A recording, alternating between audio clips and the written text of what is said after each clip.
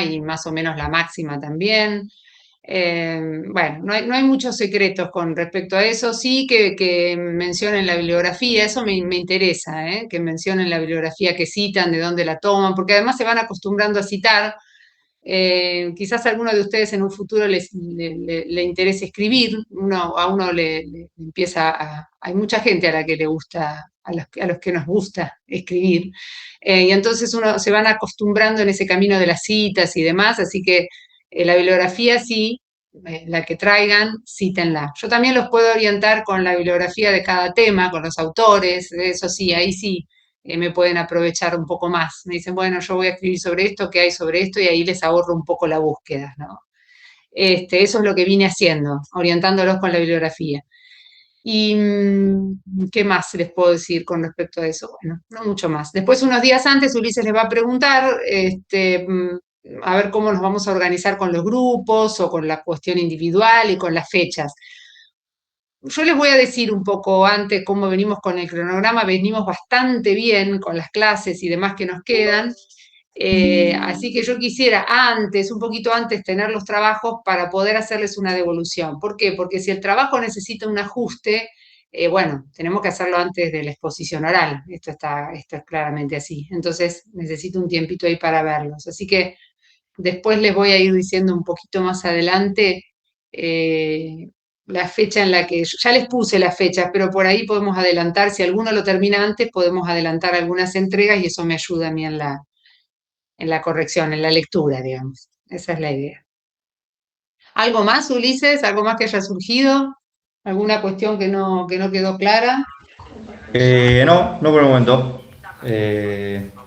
Igual cualquier cosa tienen el grupo y lo consultan y de última transfiero la duda a Dolores, pero por el momento no, nada, más que estructura y demás. También, lógicamente, perdidos para arrancar a escribir, pero una vez que arrancan, después ya agarras el ritmo y se hace fácil. Sí, sí, además es bueno, ustedes ahora no lo van a ver tan así, pero es una buena experiencia, es una buena experiencia, simplemente el único consejo que les puedo decir cuando uno escribe sobre algo es que elijan un tema que los comprometa un poco, es decir, que los comprometa quiero decir que les interese, ¿no? Que les provoque alguna cuestión, porque si no, uno con lo que no le atrae, es más difícil que se entusiasme para escribir. Ya les dije, o les atrae o les genera rechazo, pero cualquier tipo de cuestión que genere alguna pasión hace que los trabajos sean más interesantes. Así que eso sí, busquen un tema que les interese, no elijan algo porque quedó a mano y demás, busquen algo que les haya levantado un poco la vista. Esa es es el consejo que les doy. Bueno, hoy vamos a seguir con el utilitarismo. Ulises, nosotros te comento, en las clases anteriores ya terminamos de hablar de las teorías metaéticas, estuvimos ahí dando un poco un cierre. Vamos a seguir relacionando las teorías de ética normativa con la metaética, pero bueno, hoy vamos a hablar de los utilitaristas, y la clase que viene quizás también, que yo ahí confío en que, bueno, esto es un poco más, como les dije en la clase anterior, más a pie a tierra, con lo cual creo que les va a resultar más, no solo más sencillo de entender, sino más cercano. Pero bueno, después ustedes me dirán.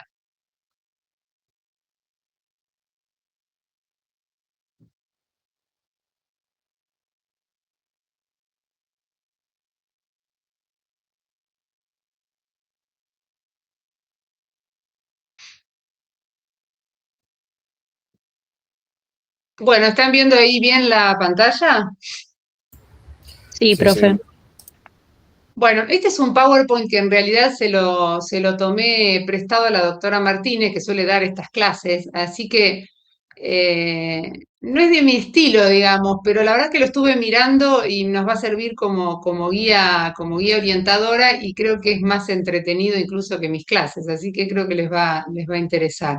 Pero voy a tratar digamos, algunas cosas las voy a tomar y otras no, pero creo que nos va a servir como hilo conductor. Bueno, ahí en la pantalla tienen un poco la imagen del dilema del tranvía. ¿Recuerdan este dilema que vimos en el video explicativo? Que era un poco el puntapié o el disparador de un problema o de un dilema moral que enfrenta a las teorías consecuencialistas con las teorías deontológicas. Acá hago un pequeño paréntesis, creo que Gloria lo había puesto por acá, Gloria Martínez. Y ustedes recuerdan que lo dijimos en la clase anterior, que las teorías de la justicia o de ética normativa, también los podemos llamar así, se dividían en dos grandes grupos que vimos ahí al final del PowerPoint de Nino. Las teorías teleológicas, o también llamadas consecuencialistas, porque miran las consecuencias o los resultados morales de una acción o de una forma de organización, y las teorías deontológicas, que vamos a ver un poco más adelante, que son aquellas que no miran el resultado, la consecuencia, lo que miran es el deber, que se esté cumpliendo con el deber, que se esté cumpliendo con lo correcto. Entonces nosotros ahora en esta última parte del curso vamos a ver teorías teleológicas y teorías deontológicas. Y vamos a arrancar dentro de las teleológicas o consecuencialistas con el utilitarismo. Ahí yo les puse unas características generales. Esperen porque quiero volver a... Bueno, quedamos así. Yo les puse unas características generales que tienen todas las teorías teleológicas o deontológicas, que son estas de priorizar lo bueno por sobre lo correcto y de juzgar las acciones por sus consecuencias. En definitiva, si nosotros tenemos en cuenta esta definición, acá el maquinista, buscando el resultado, buscando la consecuencia, buscando priorizar una meta que se considere más valiosa que otra, ¿qué les parece que hará el maquinista utilitarista?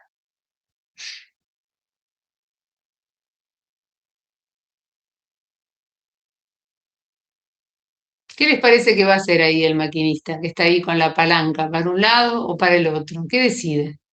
Desviar para desviar. quedar Sí. con uno, o sea, que uno solo sea el que pierda la vida.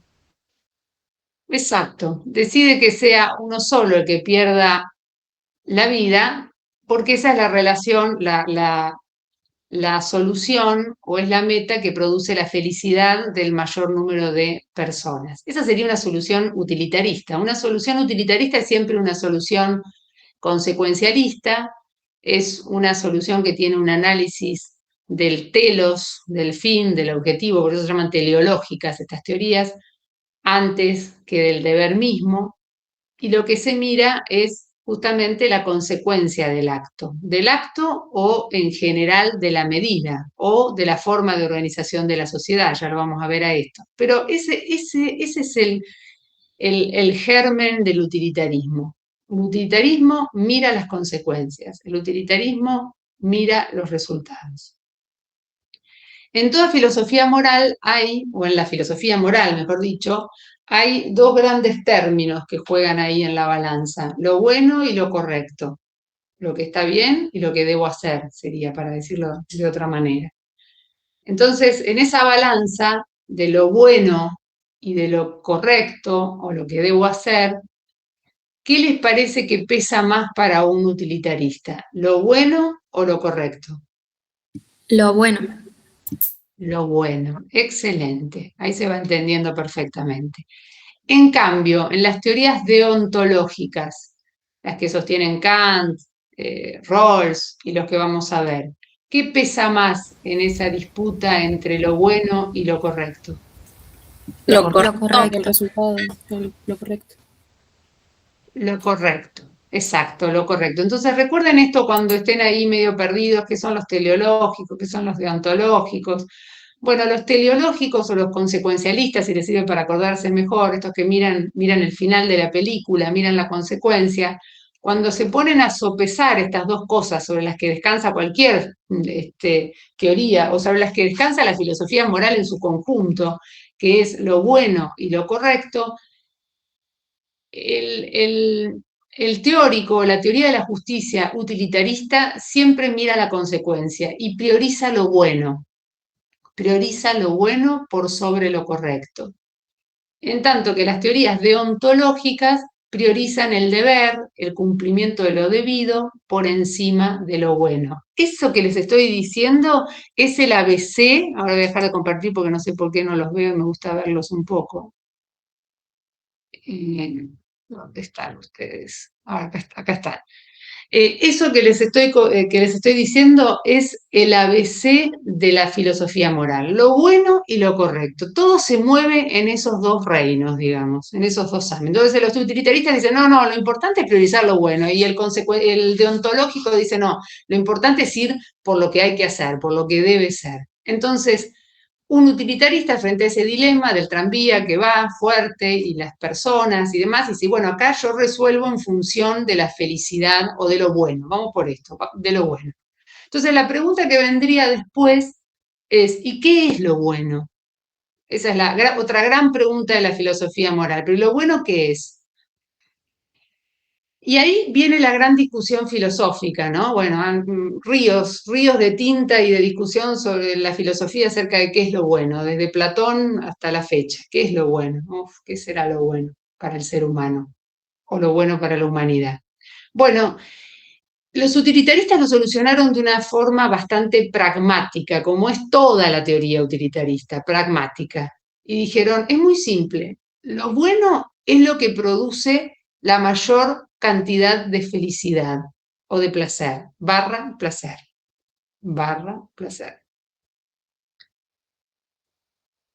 Y ahí ya fíjense que lograron una medición, lograron un elemento de medición. Bueno, es fácil, puedo saber qué es lo bueno maximizando, verificando qué es lo que produce mayor cantidad de placer o mayor cantidad de felicidad. Y en el caso este, que ahora vuelvo a proyectar, en el caso este del maquinista, y bueno, el maquinista va a decir, bueno, acá es claro, la mayor felicidad del mayor número de personas está dada porque yo desvíe el tren y atropelle a una sola de las personas, que estoy logrando salvar a 5, 6, 10, 15. Es una cuestión numérica en este caso. ¿Estamos hasta ahí o no? ¿O no se entiende? ¿O hay Sí, duda? profe, se entiende. Sí, por ahora sí. Bien, bueno, seguimos con el proyectando un poco, así no se aburren tanto de mí.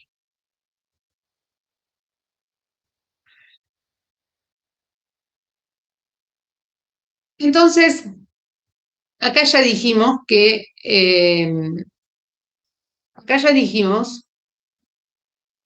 el utilitarismo, perdón, es una teoría teleológica, en la que lo bueno está por encima de lo correcto. Lo que importa es maximizar la felicidad, maximizar el placer.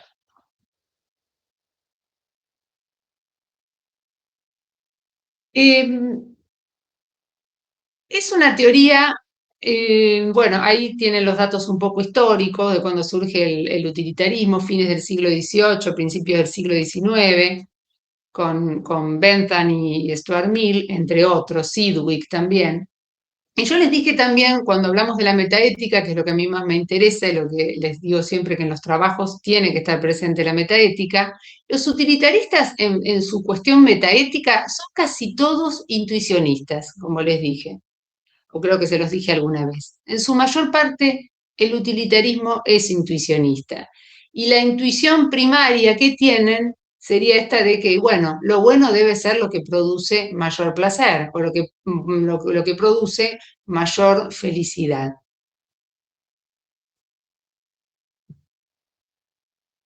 Es una teoría consecuencialista, esto ya lo dijimos. Lo que importa es la bondad o la maldad de las consecuencias de los actos. Ahora, la pregunta es, ¿cómo logro o cómo un acto contribuye a producir ese estado de mayor felicidad o de mayor placer? Y ahí el utilitarista va a contestar, bueno, esto es cuantificable, es una cuestión de cantidad. Si una medida, pensemos pena de muerte, pensemos eutanasia, pensemos también lo pensaba hoy en la práctica profesional, ¿no? ¿Cuántas decisiones judiciales son utilitaristas? ¿Utilitaristas qué quiere decir? Y bueno, el juez puede llegar a resolver pensando en que esta solución es la que produce un mayor estado de felicidad para mayor número de personas. Y esto está bien, pero también puede tener sus consecuencias, porque no siempre la solución que da la felicidad al mayor número de personas, piénsenlo en la profesión, es la más justa. Les hablo del derecho de familia, por ejemplo, que es lo que ejerzo. Entonces, no siempre la solución que produce la mayor felicidad para un grupo familiar es la más justa y viceversa. No siempre la solución justa es la que produce la mayor felicidad para un grupo familiar, en un proceso de familia, por ejemplo. Pero bueno, el utilitarismo mira eso, el utilitarismo mira la consecuencia y la consecuencia está relacionada con la felicidad y con la cantidad, en definitiva.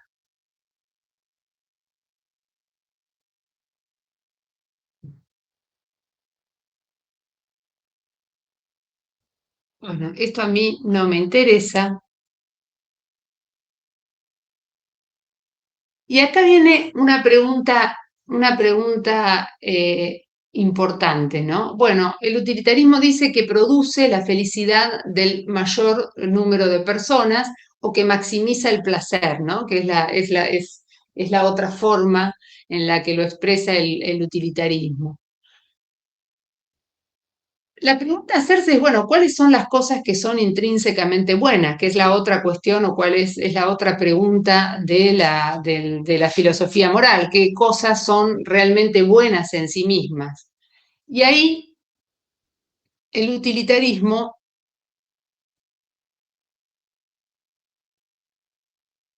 bueno, acá están un poco las cosas que podríamos pensar que son intrínsecamente buenas. ¿Qué es lo que queremos maximizar con una determinada medida? Una medida jurídica, una medida judicial. El dinero, la seguridad, el placer, la felicidad, el conocimiento.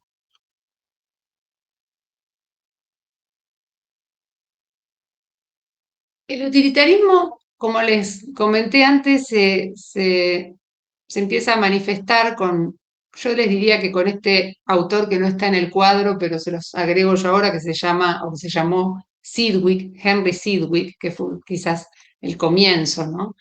O el inicio del utilitarismo.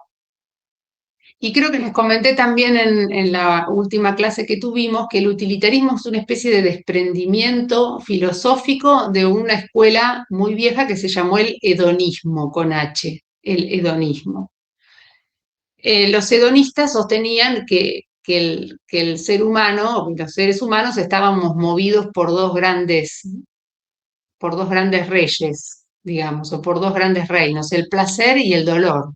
Y que el ser humano lo que buscaba era maximizar el placer y disminuir o minimizar el dolor.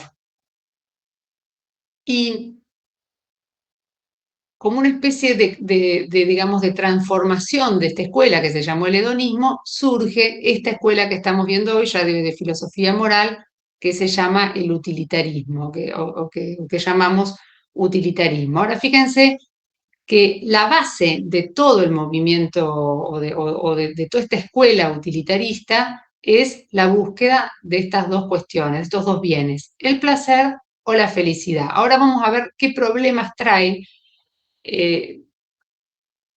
tener como regla para saber qué es correcto o qué está bien, simplemente determinar que lo correcto es lo que produce placer o felicidad, que es una regla que les vuelvo a repetir.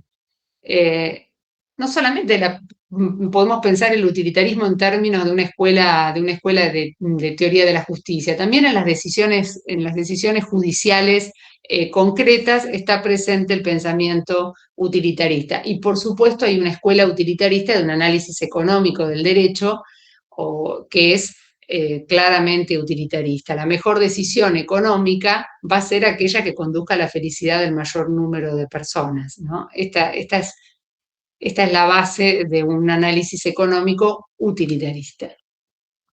¿Preguntas hasta ahí? ¿Dudas? ¿no? No, profe. Bueno, esto ya lo dije antes, el utilitarismo es consecuencialista, es universalista, es hedonista. Esto de los placeres bajos, no sé qué quiso decir la doctora Martínez, pero me imagino que se refiere a que en realidad el utilitarismo está enfocado al placer entendido como el placer estético, eh, como el placer humano, digamos, de tipo o de carácter intelectual y en el mismo sentido la noción de felicidad.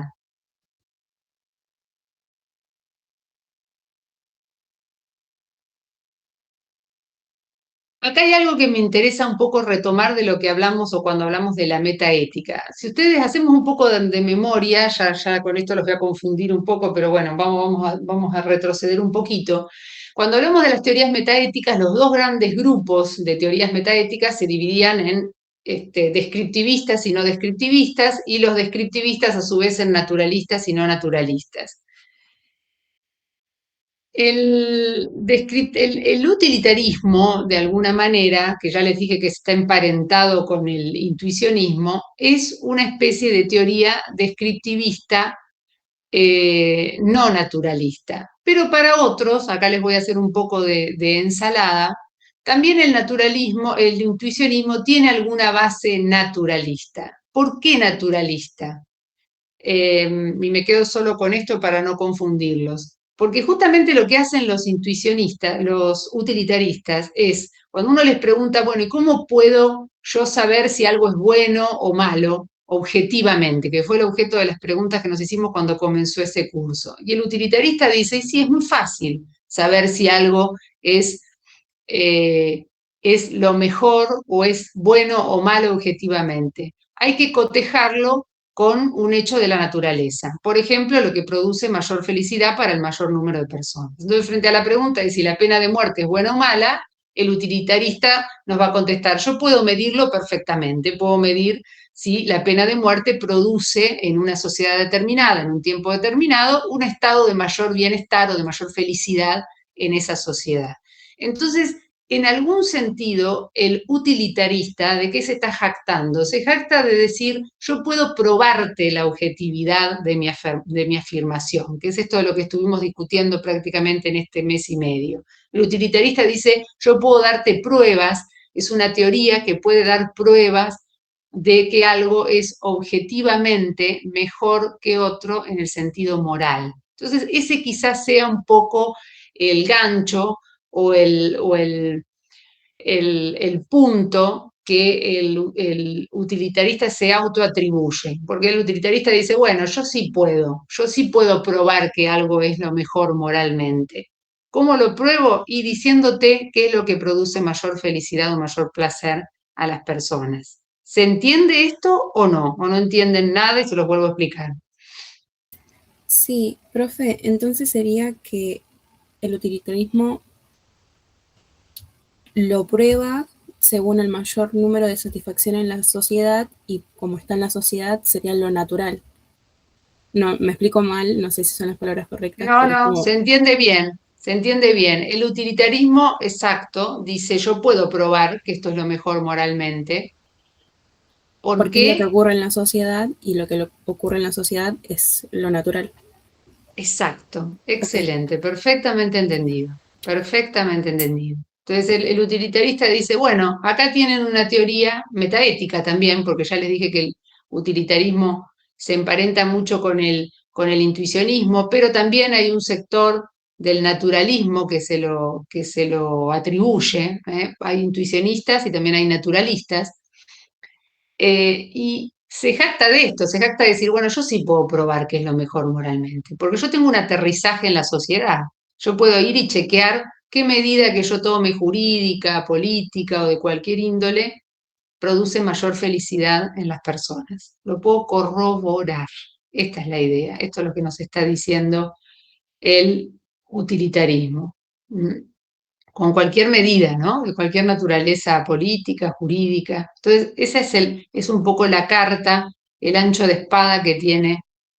Vamos a ver si es cierto o no. pero que dice que tiene el utilitarismo. Esto ya se los mostré, esto también. ¿Y aquí qué dice? Bueno, esto es un poco, acá voy a cerrar esto, a ver si cómo puedo correrlos a ustedes sin que... ¿Ustedes ven bien ahí esta frase o no se ve? No se ve tan bien esta frase. Se les corta un poco, ¿no? Sí, se Sí, tapa un está un poquito poquito con nuestra cortado. imagen. Sí, pero vieron que yo nunca logro correrlas sin sacarlos a ustedes. Bueno, los voy a sacar. Así la ven bien. Bueno, esto es un poco la idea que yo les comenté del origen del utilitarismo, ¿no? El hedonismo, la escuela filosófica de base de los utilitaristas es el hedonismo. Pues hay otra escuela que está en la vereda de enfrente, que simplemente se las menciono a título informativo, no tiene nada que ver con esto, que es el estoicismo. Los estoicos están en la vereda de enfrente de los hedonistas. Bueno, el hedonista está siempre, es una teoría atractiva, como es atractivo el utilitarismo, porque el hedonismo siempre está un poco sosteniendo lo que dice acá en esta frase de Bentham, que es que la naturaleza ha puesto a la humanidad bajo el gobierno de dos señores soberanos, el placer y el dolor. Son ellos solos quienes señalan lo que debemos hacer. A sus tronos están ligados, por un lado, los estándares de lo correcto y lo incorrecto, y por el otro lado, la cadena de causas y efectos. En definitiva, lo que están sosteniendo, lo que dice acá Bentham, es que estos dos elementos, placer y dolor, son los que determinan lo que está bien y lo que está bien. Pero ¿de qué manera lo determinan? Lo determinan, como les dije antes, con la maximización. Si algo me da más placer, es lo correcto, o más felicidad, si lo quieren plantear de esta manera, o da más felicidad al grupo social, es la decisión correcta. Si algo no produce ese mayor número, esa mayoritaria felicidad o ese mayoritario placer, no es la decisión moralmente correcta. Recuerden que acá tenemos siempre los dos elementos que son el bien y lo correcto, lo bueno y lo correcto. Y el utilitarista dice, lo bueno es maximizar la mayor felicidad, maximizar el placer, y eso, ese hecho de que algo maximice la felicidad o maximice el placer, lo hace al acto moralmente correcto. Esa es la relación. El hecho de que, por ejemplo, la aportación de armas de la sociedad civil provoque o genere, supongamos que sea esto testeado, un grado de mayor felicidad de la sociedad, hace que ese acto sea moralmente correcto o moralmente incorrecto, según haya resultado el test que nosotros hayamos hecho en una sociedad sobre una determinada medida política, jurídica y demás. ¿Se entiende, se entiende bien esto? ¿O Sí, no? profe. Sí, profe.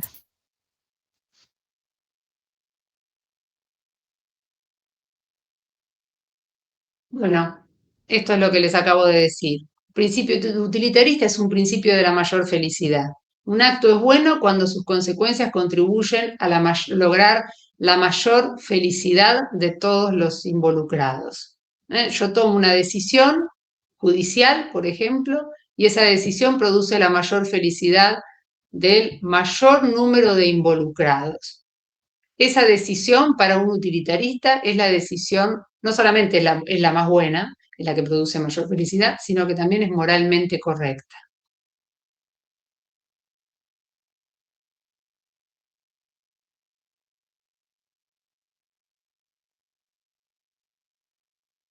¿Cómo es el modo de hablar, el modo de actuar del utilitarista? Es el que vimos en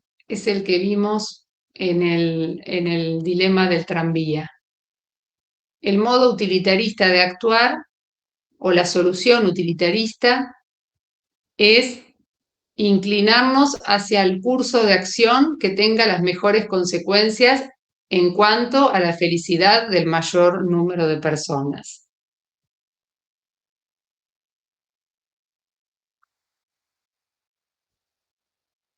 Y acá tienen un poco el razonamiento utilitarista. Premisa A, el acto que produce la mayor felicidad es el bueno. Premisa B, este acto produce la mayor felicidad. Conclusión, este acto es correcto moralmente.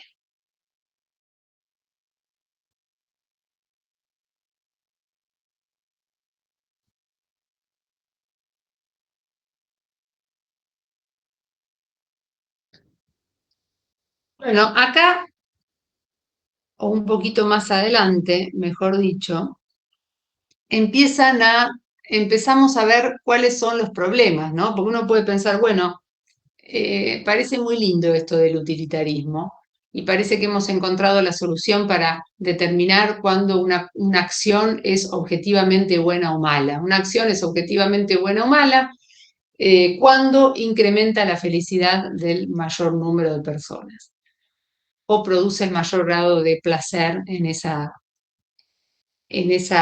sociedad o en ese grupo.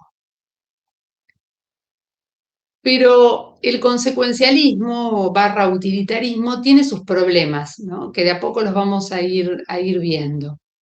Un primer problema pareciera ser qué pasa con la consideración de los intereses individuales, ¿no? Hay una felicidad a la que logramos, a la que llegamos del mayor número de personas, pero ¿qué pasa con el grupo minoritario? ¿Qué pasa con la consideración o la atención hacia ese grupo minoritario? Y acá hay varias cuestiones, un poco son algunos ejercicios que Gloria proponía para estas cuestiones. Por ejemplo, la cuestión del deber de cumplir una promesa. Y se empiezan a mezclar, como ven ustedes, las cuestiones entre lo bueno y el deber. Bueno, quizás incumplir una promesa me produce mayor felicidad que cumplirla. Por ejemplo.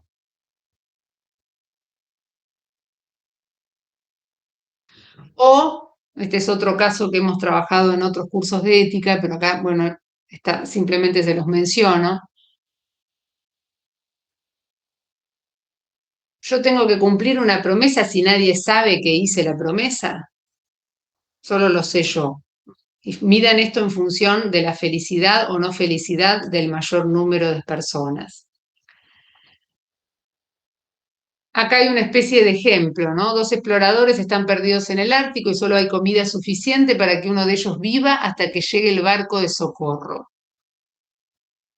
Uno de los exploradores le manifiesta al otro su voluntad de morir a cambio de que este último le prometa educar a su hijo una vez que retorne a la civilización. Está justificado que el explorador que se salvó, es decir, el que queda, ¿no? Vivo, razone de este modo. Nadie sabe que hice la promesa. No hay malas consecuencias por romperla. Vale más educar a mis hijos que al hijo del explorador muerto, y como no puedo educarlos a todos, no cumpliré con lo prometido. Fíjense las cuestiones que se empiezan a plantear en el dilema entre lo bueno en cuanto a la felicidad del mayor número de personas y lo debido o el deber.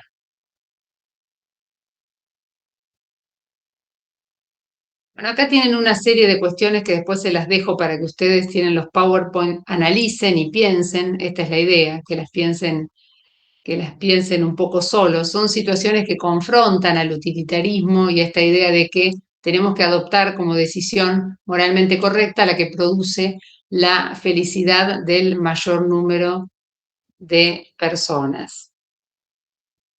Profe, eso, un ejemplo Sí. también de lo que estamos charlando podría ser cuando, no sé, un caso se hace mediático y puede ser que la opinión pública tenga mucho peso para lo que sería el juez y terminen actuando en pos a lo que la mayoría pueda llegar a querer.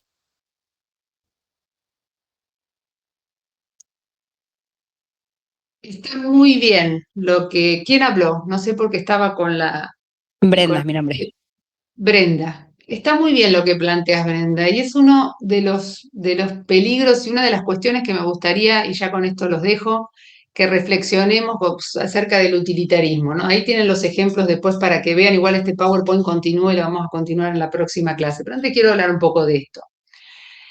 El problema con la decisión utilitarista es que es atractiva. El utilitarismo es como el hedonismo, ¿no? Ahora, si me escuchan los amigos utilitaristas, ya se darán claramente cuenta que no comparto demasiado la visión utilitarista, pero es una teoría de ética o una teoría importantísima, antes hay que decir esto, ¿no? Una teoría de filosofía moral de unas consecuencias eh, importantísimas en todos los ámbitos, pero tiene o encierra estos peligros. Es atractiva porque es medible, como les dije, porque cuando yo les hablé de la metaética, ustedes ya se han dado cuenta del problema que tenemos para poder medir qué es lo mejor moralmente, ¿no? ¿Cuál será la mejor decisión moral? Si ustedes miran los casos judiciales continuos, recientes que tenemos, se ponen a pensar qué difícil tomar la mejor decisión jurídica y moral. Pero qué complejo también es adoptar una decisión que satisfaga a la mayoría, cuando es un criterio, por supuesto, muy palpable, muy concreto, pero que también en algunos casos sacrifique algunas cuestiones. Esto que menciona Brenda, que es bastante habitual, la satisfacción que le producen a la sociedad determinados resultados judiciales, porque la reparan, porque, digamos, bueno, por infinitas cuestiones que no vienen al caso. Es una respuesta utilitarista. Es una respuesta utilitarista a una determinada decisión que satisface la felicidad del mayor número de personas. Incluso les voy a decir más, las penas a veces, no quiero decir penas excesivas, porque bueno, las penas hay que aplicar las penas con el código en la mano, en un sistema digamos, democrático y de derecho, pero digamos, las penas aplicadas en función digamos, de las demandas y de la satisfacción de la felicidad del mayor número de personas, ¿no? Cuestiones un poco para analizar los criterios utilitaristas en la toma de decisiones de cualquier tipo. Bueno, esa era la reflexión. Pero el utilitarismo, y con esto ya los voy dejando si no hay otra pregunta, es una teoría de altísimo impacto. Además de eso, de tener un altísimo impacto, es una teoría acompañada por filósofos brillantes, estos que estaban mencionados un poco ahí en el PowerPoint, Stuart Mill, Sidgwick, Bentham. La filosofía utilitarista es principalmente inglesa. Acá alguien me preguntó y les contesté en uno de los mails que me escribieron, alguien iba a hablar sobre utilitarismo. Bueno, acá en la facultad tenemos un profesor ya bastante mayor, si me escucha se va a enojar, pero bueno, que es Martin Farrell, es un especialista en utilitarismo, un importante filósofo del derecho. También pueden, si a alguien le interesa, pueden investigar un poco, tomarlo a Farrell.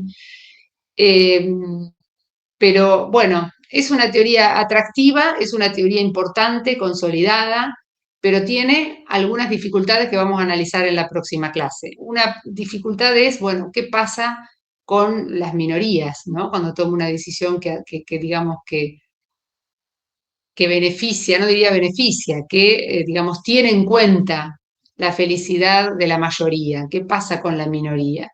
¿Qué pasa con la consideración del hombre como un fin en sí mismo? Como dijimos, cada persona tiene derecho a un proceso justo, ni un proceso blando ni un proceso duro. Tiene derecho a un proceso justo, con el debido proceso y a un juez que resuelva con los oídos tapados en relación a la opinión pública. Un juez que resuelva conforme a derecho, conforme a las pruebas, conforme a lo que corresponde. Entonces, bueno, esta confrontación, la felicidad del mayor número de personas, el hombre considerado como un fin en sí mismo, cómo juega esto acá. Sobre eso vamos a seguir la próxima clase, que terminamos utilitarismo y ya después pasamos a otras teorías deontológicas. Así sigue la película. ¿Alguna pregunta, alguna duda o ya estamos y los libero? Profe, Sí. entonces la minoría, no sé si es la palabra correcta, pero sería como un sector marginado por pensar contrario a lo que da lo que sería el bien general. Es que el utilitarista considera que es un criterio moralmente correcto, por eso recuerden esos dos, el bien y lo bueno y lo correcto, esas dos pelotas que se manejan en la filosofía moral, lo bueno y lo correcto están así como pelotas en el aire, y el utilitarista dice, lo bueno es lo correcto. Esa es la definición del utilitarista. Lo que produce la mayor felicidad es lo moralmente correcto. Es moralmente correcto tomar una decisión que beneficie al mayor número de personas. Y es un criterio que los lleva a considerar como moralmente correcta esa decisión mayoritaria. Sí, evidentemente, y ahí ese es el punto de partida de la crítica de la teoría de Rawls, que vamos a empezar a ver después un poco más adelante, y con eso terminamos el curso, la teoría de la justicia de Rawls. Y Rawls es un crítico muy fuerte del utilitarismo. Dice, sí, el utilitarismo es atractivo, el utilitarismo es medible, es cuantificable, pero bueno, quiero estar en el grupo de la mayoría, ¿no? Que no me toque estar en la minoría. Que no me toque estar en el imputado al que la opinión pública le cayó en desgracia porque, no sé, porque no tenía linda cara, lindo color o porque no le gustaba cómo hablaba y bueno, y entonces la sentencia sale para el lado de la mayoría contenta que aplaude, ¿no? Que no nos toque estar en el lado de la minoría. Ese es el núcleo del pensamiento deontológico. Ojo, el placer, la felicidad son atractivos, pero lo correcto, bueno, analicemos esto es lo que vamos a analizar y ustedes con toda libertad van a pensar a ver qué les parece cada una de estas opciones. Si son unos utilitaristas o unos teleológicos o son deontológicos. Tampoco hay que demonizar a las teorías, les vuelvo a repetir, el utilitarismo es una teoría muy bien sustentada con brillantes pensadores. Así que bueno, estamos acá analizando todas las aristas, todas. ¿Algo más? ¿Alguna pregunta más? ¿Alguna duda? ¿Algo que quieran agregar? No, ¿No? profe, de mi parte no. No, Bueno, profe.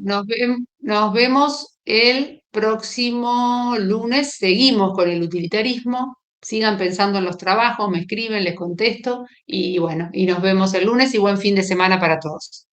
Gracias, profe. Gracias, Buenas noches. profe. Buen fin de. Chau, chau. Gracias, profe. Chau.